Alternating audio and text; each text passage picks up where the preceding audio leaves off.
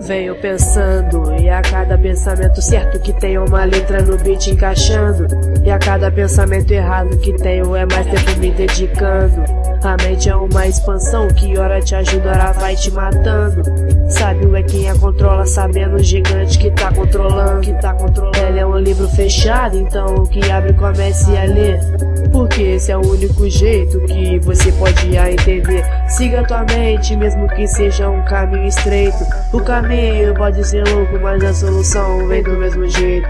Máquina de criação, podendo criação, sabendo que toda ação possui a tua reação. Então fica ligado, irmão, preste toda a atenção. O que trava tua mente é o teu próprio coração. Tipo polos inversos querendo a distanciação, porém não podem, porque eles têm uma relação, só que eles não têm a união. Só possui a divisão, tornando mais difícil a resolução. Consciência leve, escreva essa letra escutando o beat, eu lanço essa track.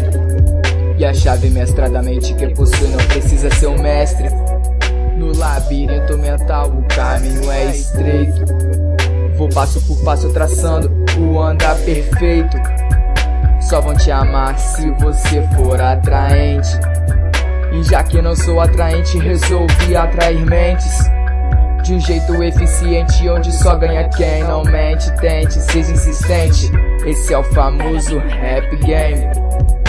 Minha alavanca, caneta, ponto de apoio ao rap. Tô movendo o mundo, sou Arquimedes, só tu não percebe. Faça a expansão da sua mente de modo infinito.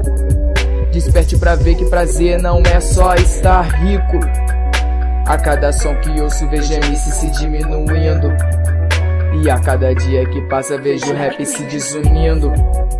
Pregar a paz pra que se o que dá mídia é o ódio? Se for pra ser assim, prefiro não estar no pódio.